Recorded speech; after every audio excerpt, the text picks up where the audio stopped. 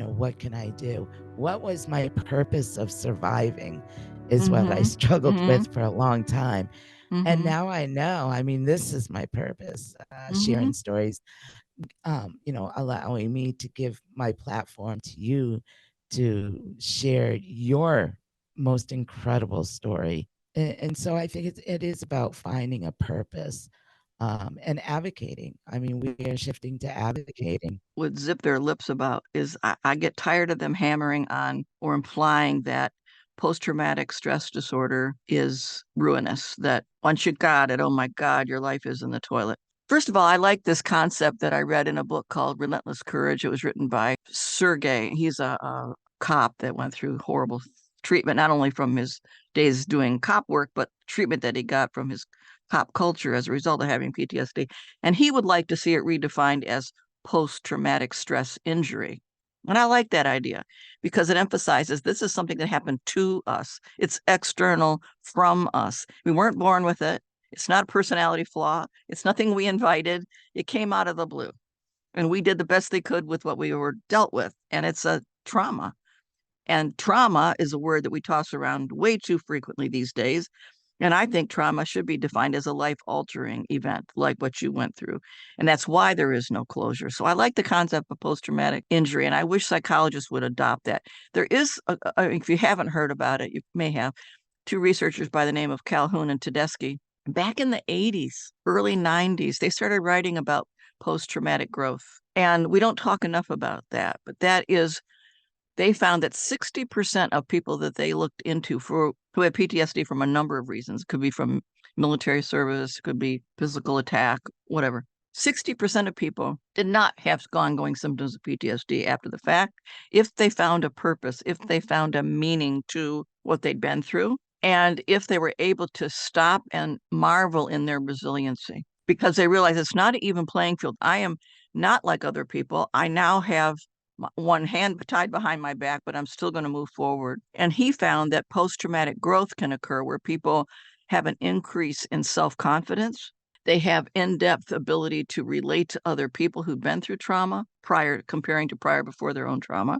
They have fewer friends, but more meaningful relationships and a much greater appreciation for life. They don't take it for granted. They don't I love focus that. on getting material things. They're about making a difference and connecting with people, finding meaning out of trauma and reaching out and paying it forward.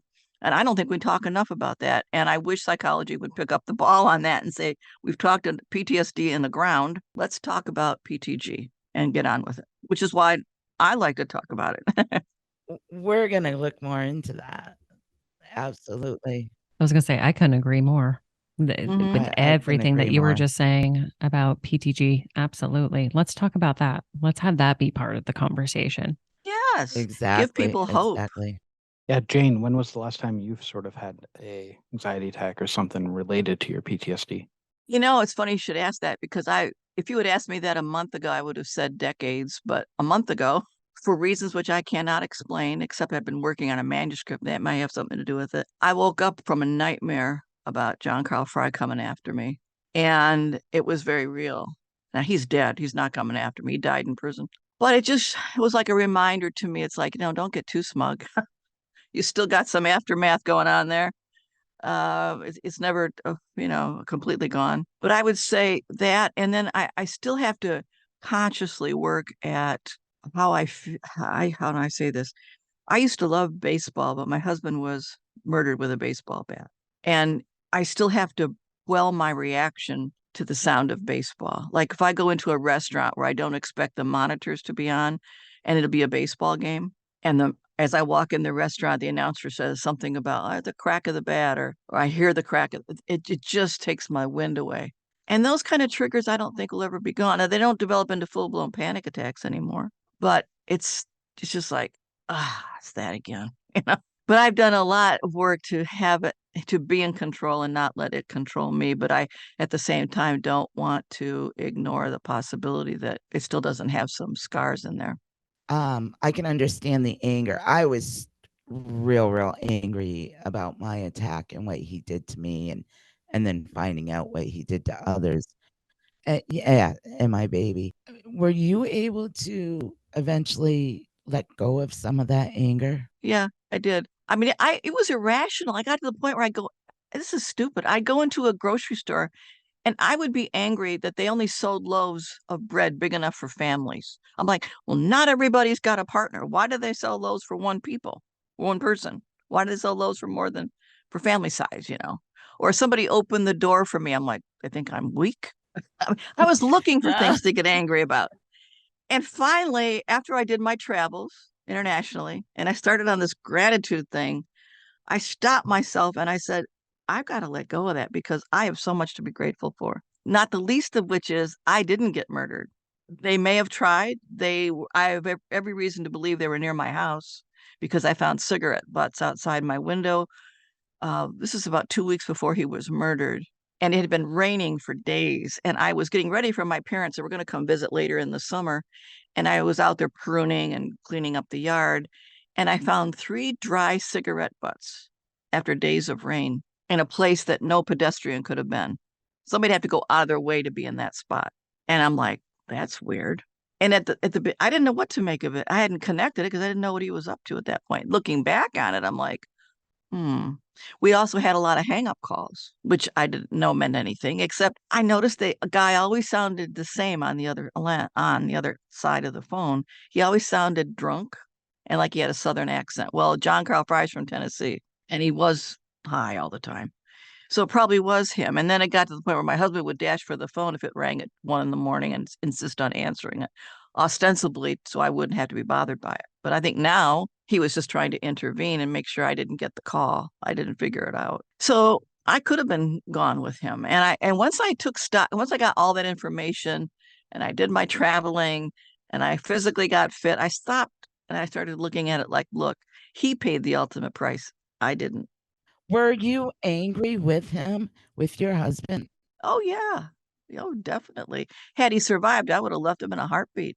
Oh, I would have left skid marks. No, that wasn't okay behavior. Have you been able to forgive him? No, and I have no choice. I have no desire to, and here's why. I get asked that occasionally. For one reason, he's never asked for forgiveness. He had 18 months to turn that around when he was involved with them.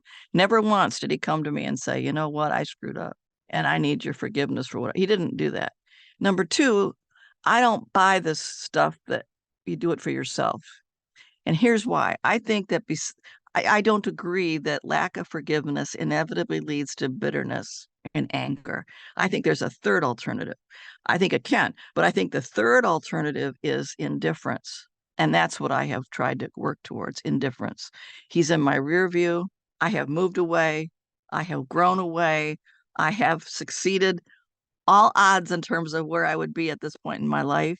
And he's in my rear view. And that was a chapter. It's closed. I've moved on.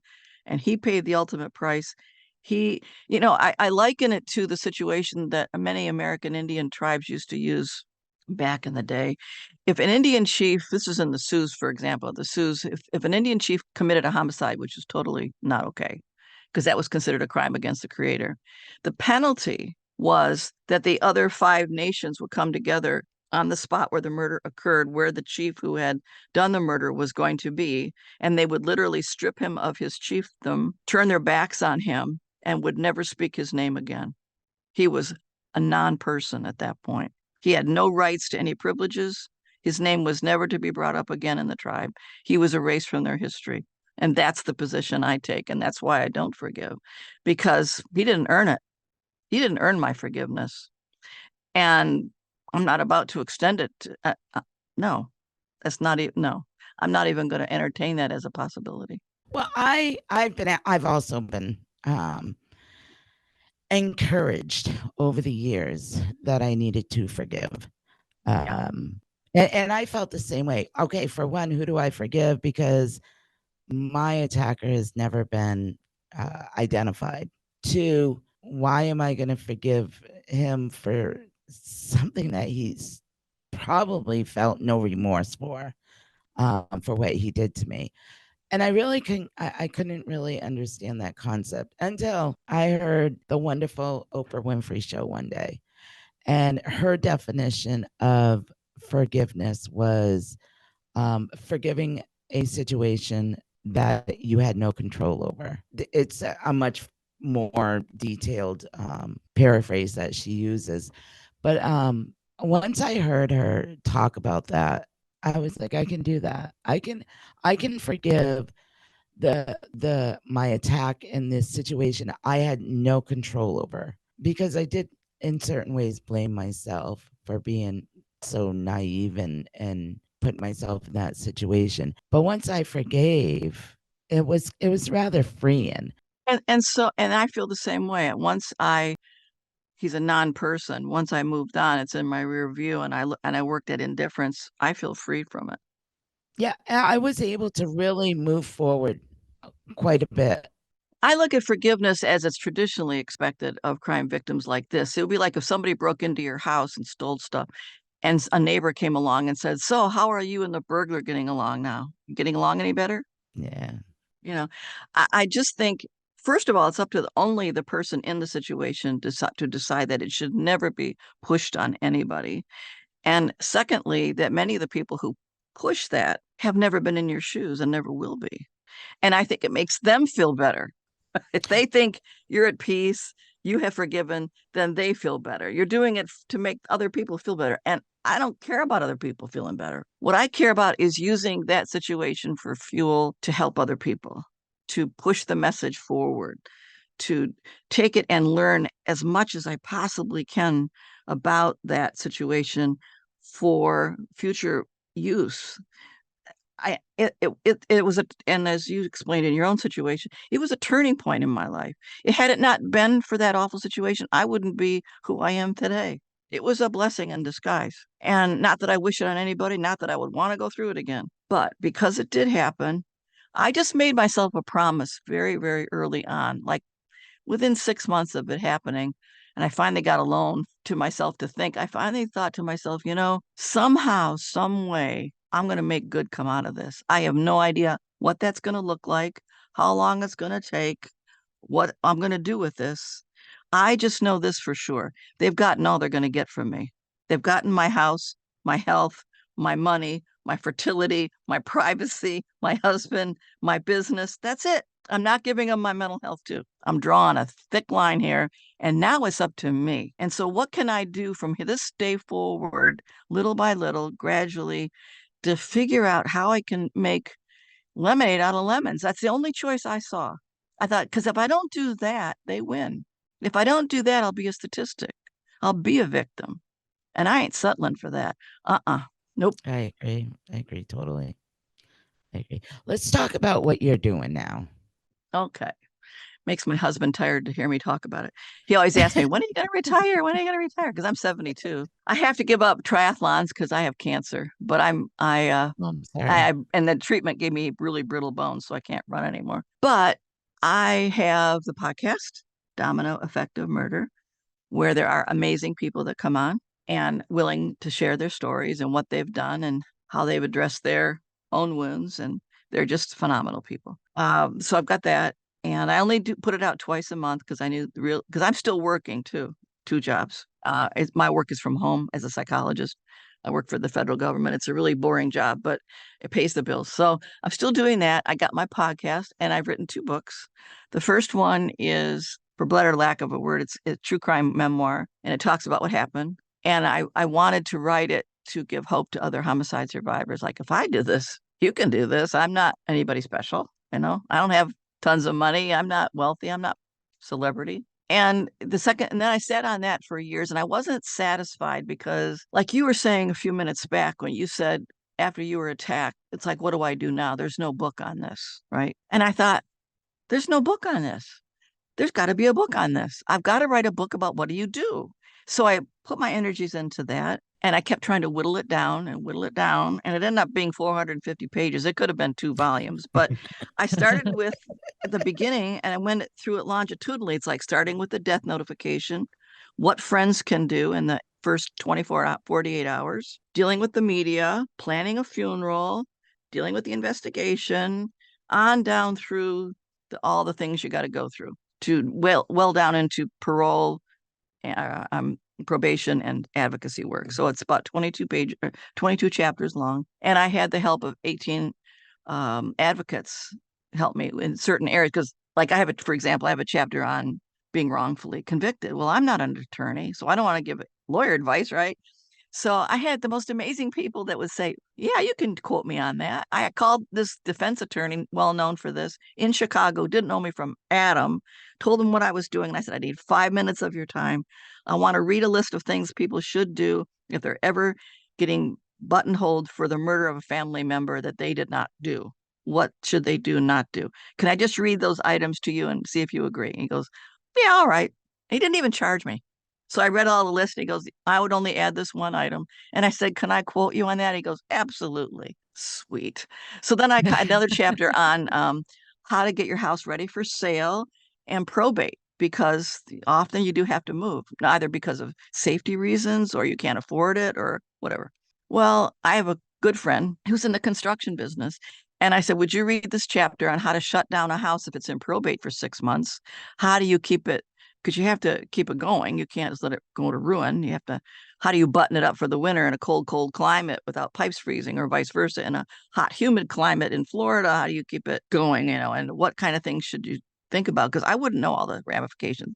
And he said, sure. And he looked over that chapter. So I wrote it with the input of 18 people. That's out now. And that only came out in June.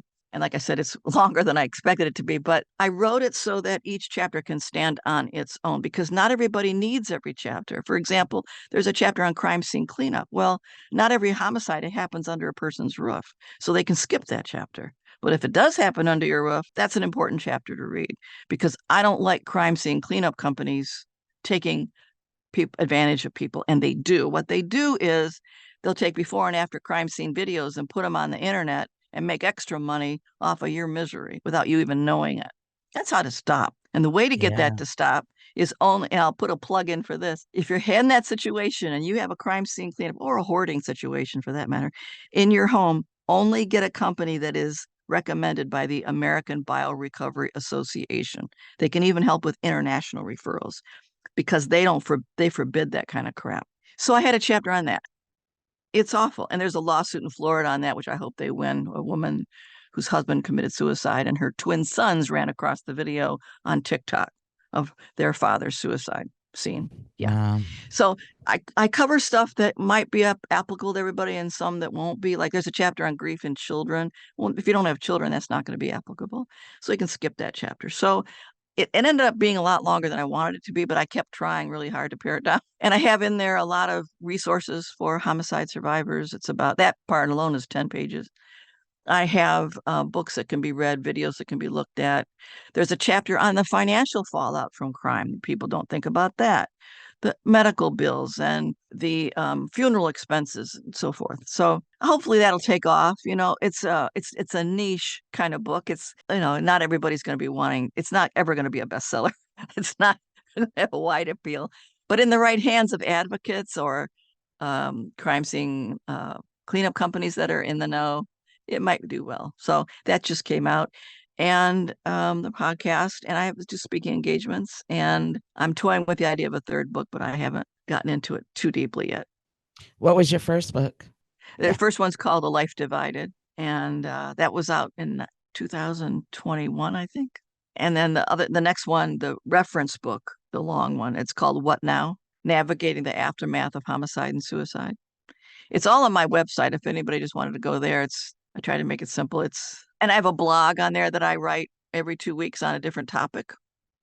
Like the last one I wrote is, what does the weapon of choice tell you about the homicide, or in your case, physical attack? A knife, that says a lot about a person as opposed to a gun.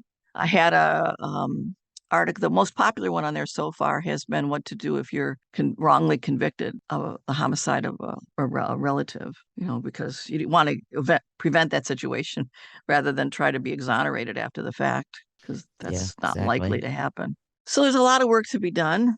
And that's why opportunities to talk about it like here is important. And you remind me, by the way, of one of my favorite sayings. One of my favorite saying is, which reminds me of your situation, is a woman is a lot like a tea bag. She doesn't know how strong she is until she's in hot water. Oh my gosh. Oh, that is so fitting. That is so fitting. That's so perfect. It's true. Yeah, that's great. Certainly is. Great. Drew, do you have any questions? We'll be right back after a quick word from our sponsors. And now back to our episode. Yeah, actually I do. So Jan, I did come across a quote from you that did say, society does not know how to comfort us. Fortunately, we know how to comfort one another when talking about homicide or suicide survivors. What approach has worked best for you, for those that are closest in your life, to actually talk about the situation? Because I know Jane, in mine's case, I knew about her story my entire life, but it wasn't until maybe 6 years ago that we sat down, talked about it, and I didn't actually approach it. Jane actually approached the subject with me. So I'm kind of curious, how's that been in your situation? I find that if I'm speaking with people who have either had a homicide happen in their family, or like her situation, the attack, there's already a sense I'm speaking from my half of the conversation. I already have a sense of commonality and understanding, and to the point where if I'm speaking with another homicide survivor, I could finish their sentences for them. I don't have a need to talk a lot. What I find is helpful is just silence so that you can express what you think without judgment, and a validation of your strengths and what you've done about it, and that life is not fair, and that it's an equal opportunity club, and anybody could be stabbed coming out of a convenience store. Anybody's spouse could be murdered. Anybody's child could be abducted. It isn't a matter of them versus us. And I think once we realize that, it's a lot easier to have these conversations, because you stop looking at us as if we're a different race or a different breed of person. That I could be in your shoes tomorrow. So I got to gather all the data I can and understand this as best I can. And to realize that the person is not 100% changed. There's going to be many dimensions of them which have not changed as a result of what's happened to them. But looking for them to make the initiation of the discussion has been my experience as well. And in my experience, I think we crime victims withdraw from society, and society withdraws from us. So we end up isolated. And the people that know us the best are people that have been through something similar. And I'm very comfortable with people who have been through something like what I've been through. That's why I enjoy my interviews so much with my podcast guests. But I think discussions ought to center around the reactions to what happened and what you've done to put the floor back underneath you, what's not changed, as opposed to getting at salacious details. I think we fear that, and that there's no place in a discussion for that. Yeah, I agree. There's a lot friends can do, and that's why I did a whole chapter on it for them, because I think friends want to help, but they don't know what to offer, and we're so bamboozled, we don't even know what do we need at that point in time. Mm-hmm. But here's just one example of what a friend can do. In the early hours of a crime, stay with you all night and man the door, put on the outside lights, bring the dogs in, run errands for you so you don't have to be out in public, turn down the volume on the cell phones, turn on the outside lights, turn down the lamps on the inside, put on soothing music if you're willing to have that happen, and give you make sure you're taking in liquids, and help you get the name of your victim advocate. Help connect you with your primary care provider, because you're going to need that. You're not going to be sleeping for once. And other previously diagnosed health conditions are likely to get worse, like psoriasis and hypertension, teeth grinding, and so forth. And so your friend can get you an appointment set up for see your healthcare provider. There's so many things that they can do, but they don't know what to ask, and we don't know what to ask of them. So that very, very valuable person can be wasted. That was all great advice. God, that was great advice. I definitely will be using that if I should have to. I know I've had a few friends that have lost, not through murder or anything, but have lost loved ones. And what do you say to them? What do? You want to do something to help them, and you don't know I think what what to you do. can But say to them is, look, I've never been stabbed. I don't know what it's like to be in your shoes. But I do know this, that I am willing and able to sit here and listen whenever your time is ready to listen, whether that's now, a week from now, a year from now. You just let me know you're willing and able to talk about it. Because in my experience, and maybe yours, the time you're starting to finally thaw out enough to talk about it, everybody's gone. yeah, There's nobody to talk that's true. to. And the people that are still with you are walking on eggshells and treating you like you're a step away from the loony bin. So they're not going to open it up and say, so let's talk about that attack of yours. That's not going to happen. Yeah. And now you have a need to talk about it. And it's like, how do you bring up that topic? How's your Christmas? Oh, it's been great. Let me talk about my attack. You're not going to get into it. You're not gonna. So us initiating it is a very common experience. And that's usually, by the way, an indication of huge trust, that when you extend that olive branch to somebody and say, hey, I want to talk about this. Because usually we pick our people very carefully, very wisely, who we share this stuff with, which is why I can talk to you about it. Our experiences overlap, Yeah. to some degree. I didn't know how to talk to people about it because I didn't know if they would be judgmental or if they, how would they even understand what I'm going through? When in reality, even if they didn't understand, just talking to someone would have helped me a lot in the early stages after my attack. I spoke recently to a group of hardened homicide detectives, and I wanted to put them in my shoes because they tend to look at it as a case. So I said to them, because they're an older group like me, and I said to them, I'm going to ask you to do something quietly, silently, and that is this. I want you to shut your eyes and think about the first few minutes or seconds. Seconds is even better. The first few minutes or seconds that you heard about or saw 9/11. When you first saw that plane go into the second tower, when you first saw people jumping out of the building, when you first knew what was going on, long before news coverage and any kind of semblance of coverage. But when it first happened, what were your thoughts? What did you think? What did you feel? And I'm going to be quiet so you can think about that for a minute. And I'd be quiet. And then I'd say, that's what it feels like to be a crime victim. You don't know where to turn. You don't know if you're next, if the danger's past. You don't know who to call. You don't know who else knows about this or what to do, what to say, where to go. And you're feeling frightened and enraged and helpless and just jazzed with wanting to do something, but you're running in place. That's what it feels like. Now take that and multiply it by 2, 3, 5, 10 years of it. That's what it's like to be a crime victim. So I said to these detectives, you can relate to us if you don't forget that, because that morning of 9/11, everybody who was alive and not a baby, but alive and old enough to understand what was going on, at that moment, we were all homicide survivors. I agree. I know exactly what I was doing. I know exactly how I felt. Yeah. It's an awful feeling. Yep. I can remember that evening. My children were little at that point. They were still in elementary school. And I remember that they stopped all air travel that night. No domestic air travel was allowed. Mm-hmm. And I distinctly lay in bed about 9:30 at night hearing planes overhead. And I'm like, oh shit, what do I make of this? I turned on the news, turned on nothing. I'm not hearing anything about anything. And I'm thinking, are my children safe? Where do I go? Why am I hearing planes overhead? Who is up there? And then I kind of got a grip on myself and I said, no, just calm down. You live near an Air Force base. It's probably Air Force scrambling to do something positive for the country. It's not more attacks. But I had to really go through that step and think about it. I mean, because you're just on pins and needles. You're a hair trigger away from a panic attack. And I think if people relate that way, maybe they can get a glimpse of what it's like. And people try, and you hope for their sake they never really will know what it's all about, what it's really like, because it's nothing you'd wish on anybody. And that's how I got my 2 adopted children, because their mother was murdered. And when the social worker knew I was wanting to adopt, she said, I've got 2 girls. They're in foster care whose mom was murdered, and you can relate to them like no other person can. And I said, okay.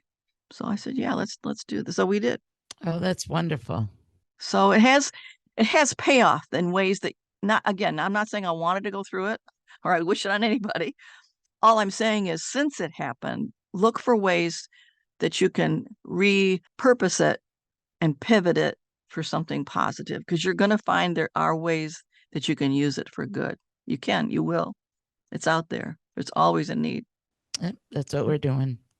I know. Yeah, that's why I'm willing to be here. I'm so glad you were. Jan, I think I had read somewhere that it was a little bit later in your life where you got into the advocacy work.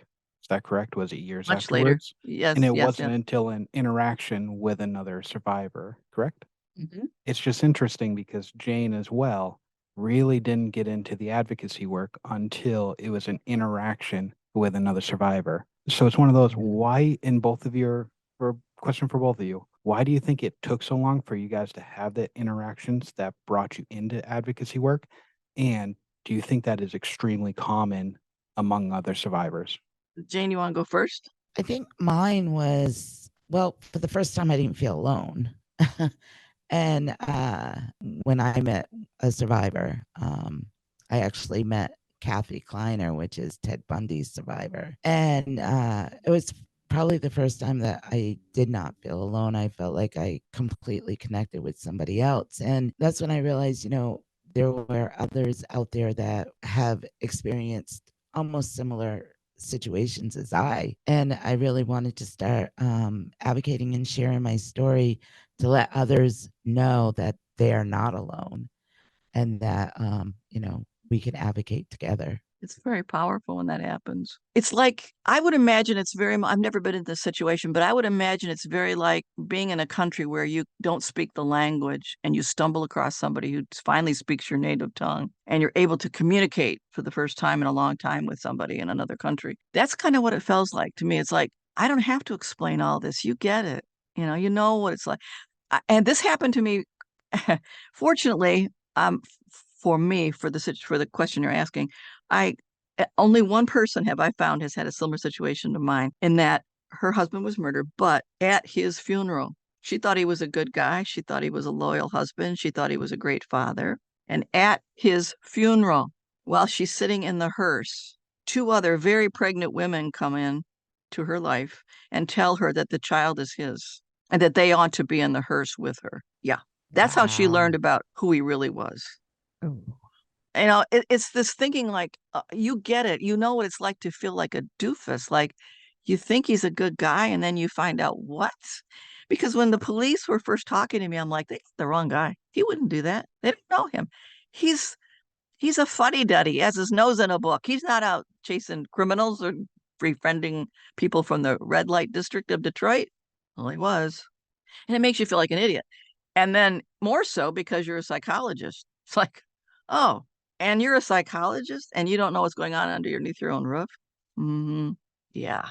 So when you finally meet somebody who you can talk to, I told her that. I said, you're the only person I've ever met in my life who not only had a husband murdered, but then you find out the secrets.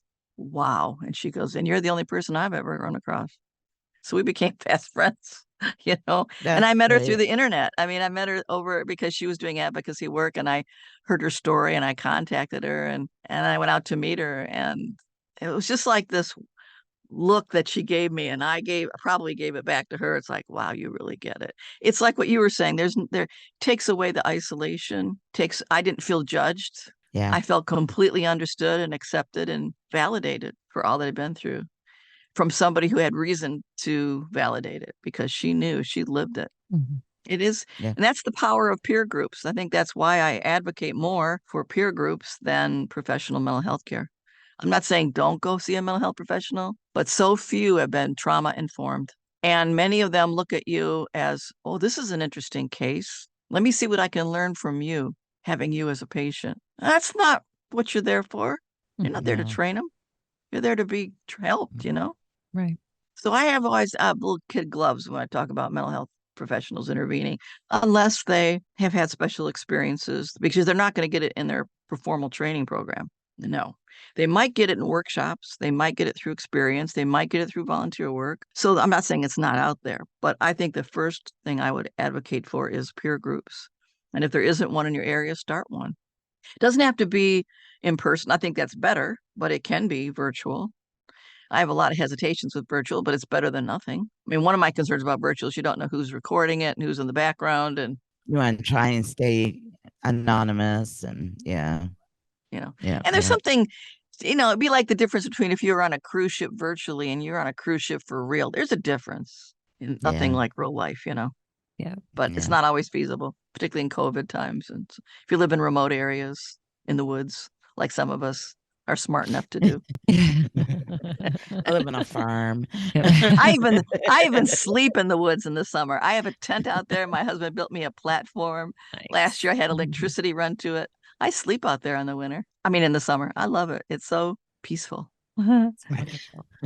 Lamping, my husband calls it. He said, you have electricity. It's not really. that rough. Not really camping. Yeah. Yeah. I glamp. I glamp. Do you? I'll admit Yeah. it. Oh yeah. I Yeah. have a camper, motorhome. Yeah. Yeah. It's very I've done refreshing. I've done the tent. I've done the pop up. I've worked my way up. The same. Now I'm That's at a not the same. motorhome and I'm happy Yeah. with it. Yeah. It's the best of both worlds. Yeah. I think age might have a little to do with it too, with me. Yeah.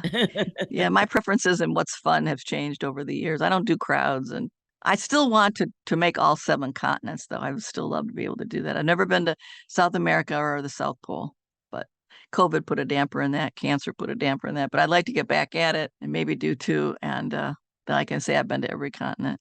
But I do photography too, and it was so fun doing those.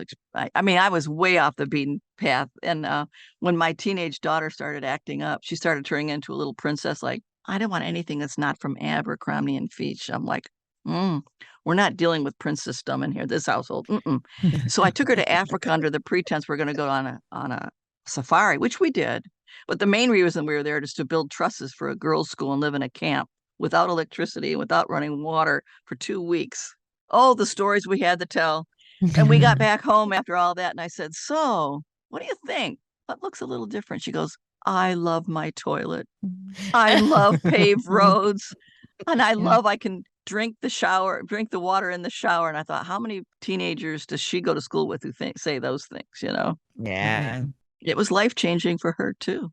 Yeah, we have a lot of good stories from that experience. That's awesome.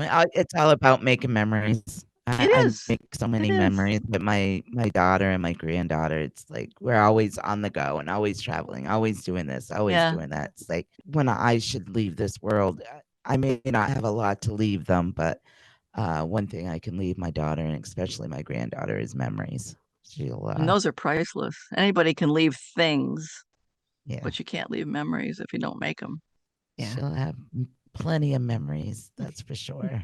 Well, one of the things I like to say on my podcast, I'll put a plug in for here, is a saying from Helen Keller. And she says, I'm probably paraphrasing a little bit, but she said, although the world is full of suffering, it is also filled with the overcoming of it. And I believe that, especially if you work at it. Yeah, that's a great quote. Certainly is. Yeah. The one who knows, I mean, she'd been through it too. Yeah, absolutely. Absolutely. Yep. Well, it appears as if we are actually out of time, guys. But Jan, it was so great to have you on. Thank you so much. We certainly reserve the right to reach back out to you and have you back on and do some more. Absolutely. I know that Drew has a ton more questions, and I'm sure that Jane does too. And of course, I definitely would love to have you back again. Yes, sure. Very much. Sure. Yeah, definitely. Yes. Yeah. And if people want to reach me, my website is all small letters. It's www.jancantyphd.com. And they can find my blog, podcast information, books, etc. A lot of resources are on there as well. Yes, your website is absolutely fantastic. And we'll make sure and actually put that all in our show notes so people can go see it. Yeah, I definitely wanted to make sure that you made sure and plugged your podcast, which you did, Domino Effect of Murder. Go check it out, guys. And also your 2 books that are out, as you talked about earlier, A Life Divided and the What Now? The navigating the essentially the how-to manual, navigating homicide and suicide. Thank you. Well, thank you very much. And best of luck to you. Thank you, you too. And we'll definitely stay in touch with each other. See, that finding my card was just meant to be, huh? It really was. It was. We're a true believer that everything happens for a reason. For a reason. God, it happens all the time with us. Absolutely. Cool. Yeah. Well, thank you again, and you take care, and we will be sure to put everything in the notes. Thank you, Jan. You're welcome. Thank you all so much for listening to this episode of Invisible Tears. Make sure you subscribe to our podcast to hear all future episodes. Click into our link tree too in the episode description to find and follow us on all our social medias. And it also links to our website, invisible-tears.com, where you can keep current on any events that may be coming up, read more about Jane and the team, and read more about all the Connecticut River Valley unsolved cases. If you want to learn more about my wellness practice, Guided Path Wellness, head to guidedpathwellness.org. There you can read more about me and my certifications, more about the Reiki and coaching services I offer both in person and remote, and read all about my products for sale that I make through the practice. Feel free to utilize the Contact Us section on the website with any questions, or utilize that free 15-minute consultation booking button if you have any questions about what might work for you. Evil may exist in this world, but we will not let it win. See you next episode.